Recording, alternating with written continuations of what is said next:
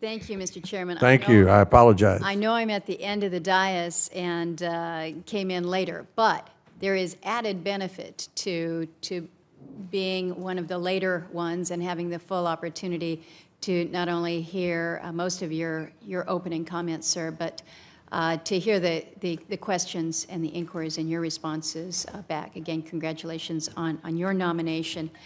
I will also be curious to hear your response to Senator Paul's inquiry regarding importation of drugs.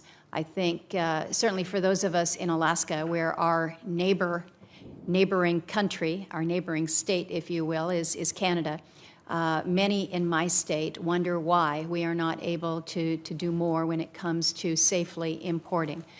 So I too am curious to know what you might propose in that area.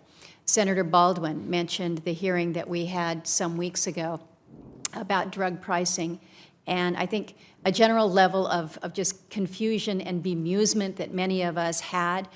Those who were here to provide testimony were engaged in a fair amount of finger pointing.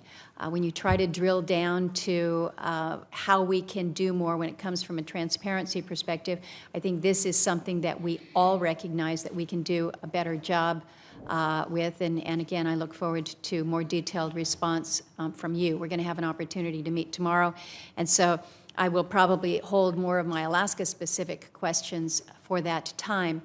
But one of the other discussions that we have had in this committee recently, as we have been discussing the ACA and some of the requirements within it, we had recommendations from some who have suggested that the Navigator program that is currently in place no longer needs to be funded. The President really axed it not too many months ago, and it was pointed out that not all parts of America are equally situated. We don't have a drugstore on every corner in Alaska. In most of my communities, we don't have a drugstore.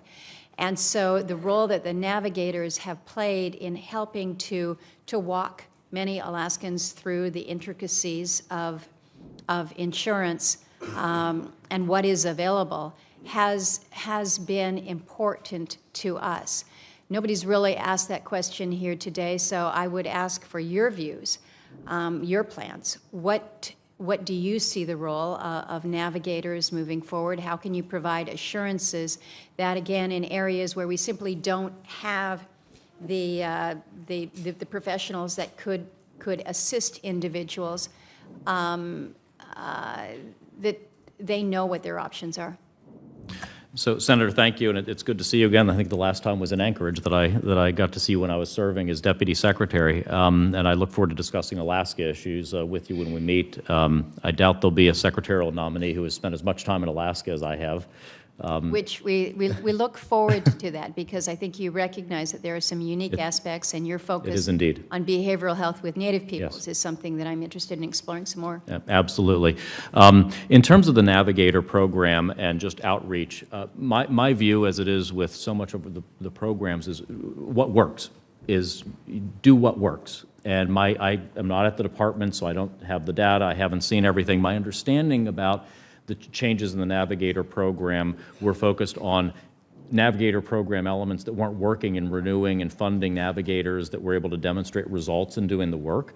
I don't know the specifics about the Alaska situation. I can only tell you that I do genuinely get it in the sense of understanding the uniqueness of the very frontier nature of so much of Alaska, and would be very happy to work with you on that if I'm confirmed, to see what are the ways that we deal with that. But for me, on the NAV, it's really just what works, what's effective, what works, what delivers for the program.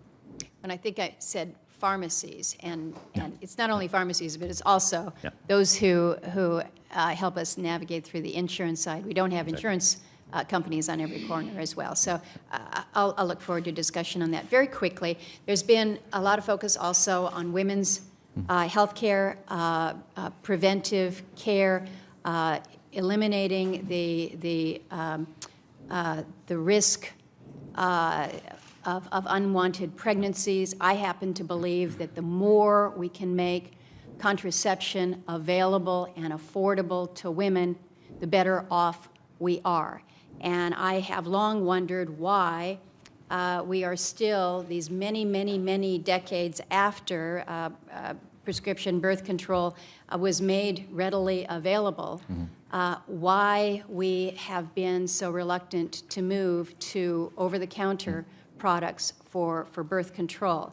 And it not only it makes the product more expensive, as we continue to see, it's just kind of a flat amount out there, but you also have the requirement for a medical appointment in order to get that prescription. Do you see a way or an opportunity for us to reduce the barriers for more affordable birth control pills, contraception, and in a way that can really help women in gaining greater access to contraception? So the over-the-counter regulatory regime, as you know, is this OTC monograph procedure that Commissioner Gottlieb, I'm very glad, has said was probably out of date in the 70s and needs updating, needs a lot of work, and whether legislatively or at FDA, to really speed the approval of products for over-the-counter for the reasons you said in terms of cost, availability, cost of the system, et cetera. Of course, there are standards. There are scientific and legal standards that have to be met by the sponsors of a product in terms of the ability to, if I remember correctly, usually the ability to self-diagnose, self-treat, and their user studies that basically need to be conducted, and so it would be driven by that. Would be my view on any product that the FDA would have to decide on. But I think the regulatory system really needs a close look at, and I'd be delighted to work with Commissioner Gottlieb on how we just generally think about over-the-counter and improving availability of OTC products for people. Well, I would encourage you, and we'll have an opportunity to continue our conversation. Thank you, Mr. Chairman. Thank you, Senator Murkowski.